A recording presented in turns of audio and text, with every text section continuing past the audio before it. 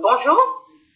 Concernant le badge Creativity, dans cette vidéo, on va discuter le rôle du TIC dans notre travail en classe, ainsi que les types de mesures que nous présentons pour développer l'utilisation des TIC dans nos établissements.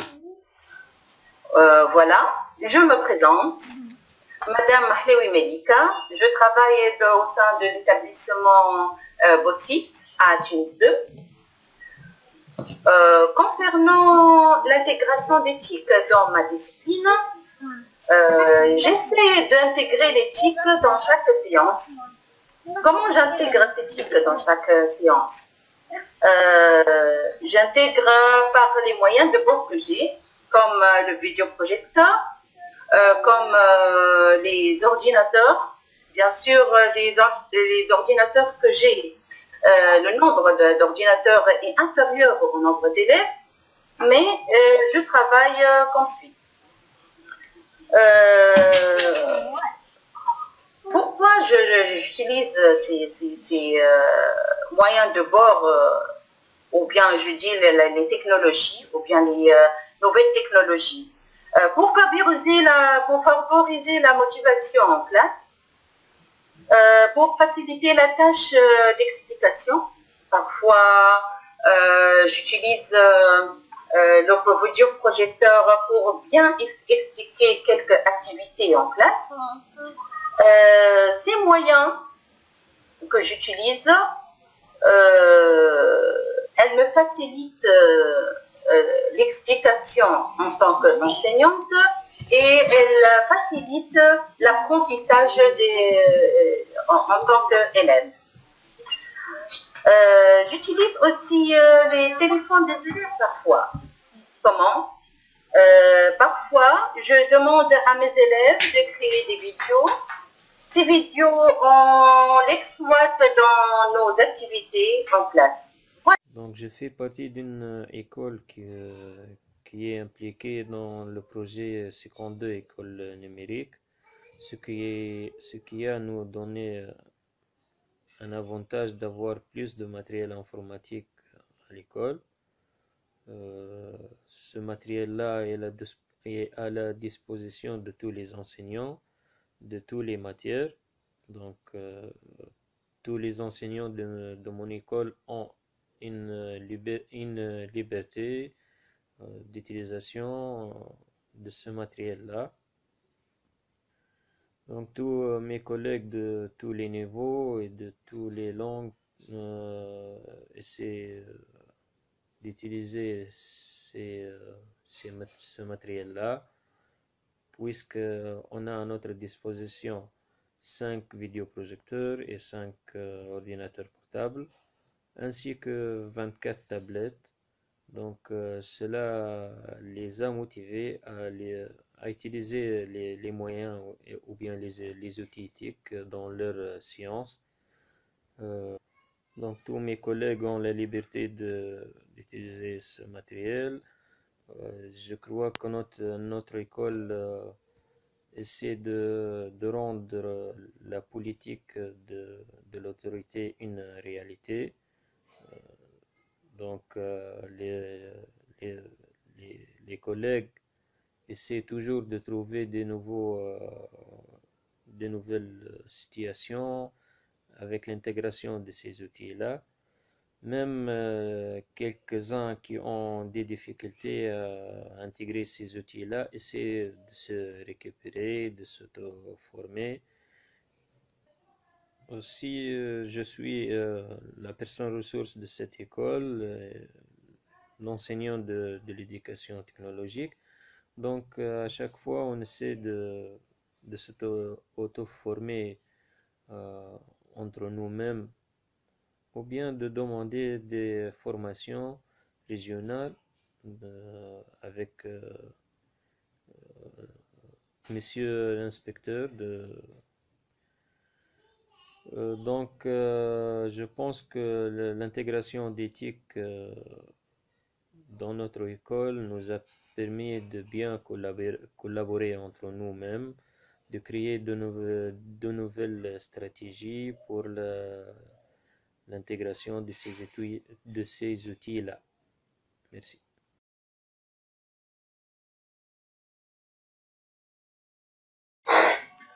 Bonjour, c'est Soumaya Lili. Je suis professeure de français dans un établissement scolaire à Mehdia. J'enseigne à des élèves de 16 à 18 ans.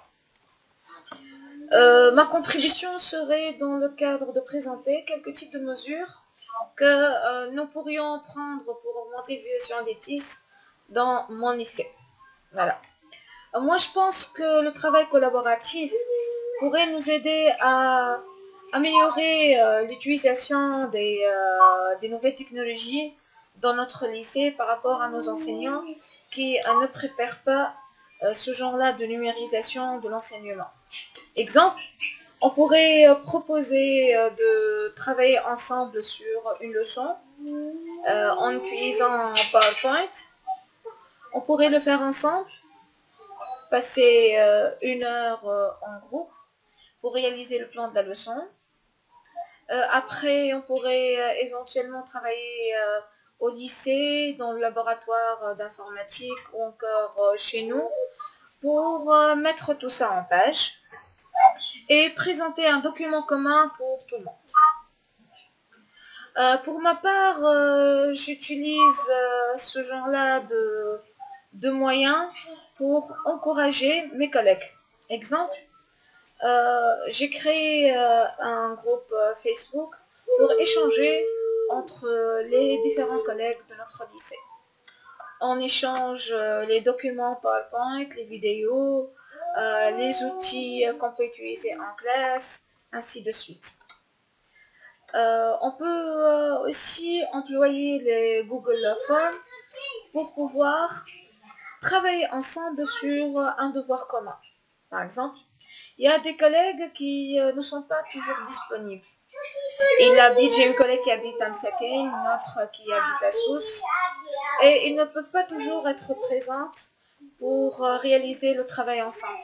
Donc, on peut partager un document sur Google et on peut travailler dessus en synchrone ou asynchrone. Voilà. Comment aussi augmenter et utiliser des TIS dans mon lycée? Je pense également à la création de clubs multimédia pour les professeurs. On pourrait par exemple organiser des rencontres hebdomadaires, 1 heure par exemple dans le laboratoire d'informatique, prévoir une planification pour cela, pour habiliter nos collègues à mieux manipuler les nouvelles technologies dans leurs cours. Parce que le premier frein est psychologique. Certains donnent à leurs enfants l'occasion ou l'opportunité de rédiger par eux-mêmes les devoirs, ce qui représente parfois quelques problèmes d'ordre éthique. Voilà. Il y a beaucoup d'idées. Je pense aussi que l'intégration de notre lycée et des collègues au programme Tuning de jumelage électronique à travers le travail collaboratif sur des projets internationaux apporterait la motivation nécessaire et l'opportunité de voir combien l'utilisation de TIS est importante pour notre lycée. Voilà. J'espère que ça sera utile pour nous et pour vous. Allez, je cède la parole à mon ami J.